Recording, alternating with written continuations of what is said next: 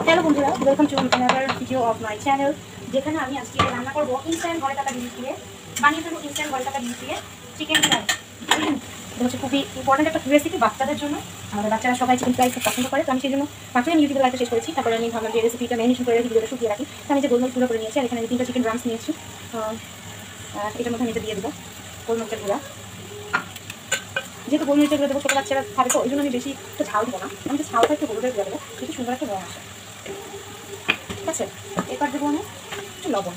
লবণ বেশি লাগবে না, কারণ আমি সয়া সস ইউজ করবো পরবর্তীতে, সে কারণে আমার লবণটা খুব কম লাগছে এখানে। এগুলো দিয়ে আমি কিছু সুন্দর মাখিয়ে নেবো। আর দেবো আমি আরেকটা মশলা। আমি বলেছি অল্প মশলা দিয়ে টেস্টি চিকেন ফ্রাই। তো আমার কাছে রসুন বাটা ছিল না, আদা বাটা ছিল না। আদা বাটার যে রসটা, ওই রসটাই দিয়ে দিচ্ছি, আদার রসটা দিয়ে দিয়েছি। এরপরে এটা খুব সুন্দর করে মাখাবো। মাখিয়ে আমি ইউটিউবে লাইভটা শেষ করছি, যেখানে কিনা আমি ছোটো মাছটা তৈরি করেছি আলু দিয়ে টমেটো দিয়ে, গোলা কাচকি মাছ। এই তিনটা জিনিস মিক্স করা হলে আমি এখানে সয়া সস দিব। সয়া সস নিয়ে আসি, এটা ম্যারিনেট করতে হবে।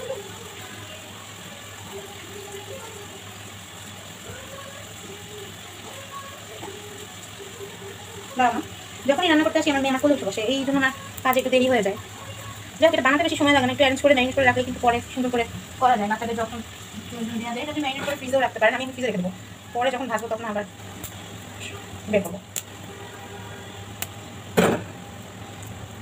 সয়া সসটা আমি বের করে নিচ্ছি, আমি একটু সয়া সস দিয়ে দেবো। অল্প দিব, মাত্র 3 পিসেস চিকেন, তো বেশি তো না, একটা 3টা বাচ্চা। এই যে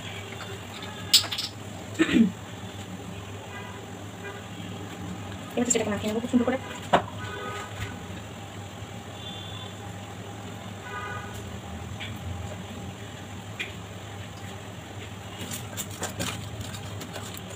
এবার এটা ঢাকনা দিয়ে ঢেকে ফ্রিজের মধ্যে ম্যারিনেট করে রাখবো আধা ঘন্টা পর আবার আসছি। তো ম্যারিনেশন করার পরে আমি এটাকে বের করে নিয়েছি, আর এখানে আলাদা করে একটা ডিম নিয়েছি। এর মধ্যে পিঞ্চ অফ সল্ট দিয়ে ডিমটাকে আমি ফেটে নেব। এই ডিমটাকে ভালো করে ফেটে নিতে হবে যাতে কোনো লাম্পস না থাকে। আর ডিমটা সুন্দর করে ফেটা হয়ে গেলে চিকেন ড্রাম পিসেসগুলো নিয়ে আগে আমি ময়দার মধ্যে কোট করে নেব। যেহেতু আমার কাছে কর্নফ্লাওয়ার অ্যাভেলেবেল ছিল না, তো এটা ফাঁকিবাজি রেসিপি। এটা আমি ময়দার মধ্যে একটু কোট করে নেব, হালকা একটু ময়দা স্প্রেড করে নিয়ে ভালো করে কোট করে নেব। তারপরে ডিমের মধ্যে একবার ডিপ করে নিয়ে তারপরে আবার একবার ময়দার মধ্যে সেকেন্ড টাইম কোট করে আবার একবার ডিমের মধ্যে কোট করে নিয়ে তারপরে ময়দা দিয়ে ডিপ কোট করে নিয়ে তারপরে এটা ভাজতে চলে যাবো। রেসিপি ভালো লাগলে অবশ্যই ভিডিওটা একটা লাইক কমেন্ট শেয়ার করতে ভুলবেন না। আর আমার চ্যানেল নতুন হলে অবশ্যই আমার চ্যানেলটা সাবস্ক্রাইব করে পাশেই থাকবেন।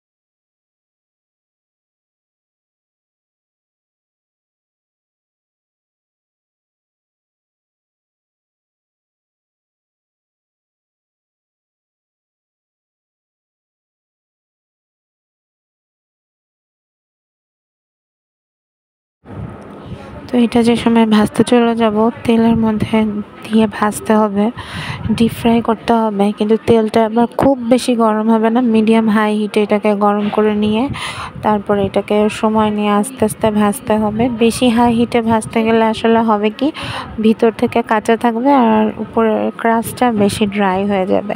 তো এটা গোল্ডেন ব্রাউন হওয়া পর্যন্ত ভেজে নেব। আপনারা দেখতেই পাচ্ছেন কত সুন্দর কালার এসছে। ভিডিও ভালো লাগলে অবশ্যই একটা লাইক কমেন্ট শেয়ার করবেন, আর কমেন্ট করে জানাবেন যে কেমন লেগেছে। আর রেসিপি ভালো লাগলে অবশ্যই, যদি নতুন হয়ে থাকেন আমার চ্যানেলটা সাবস্ক্রাইব করে আমার পাশেই থাকবেন।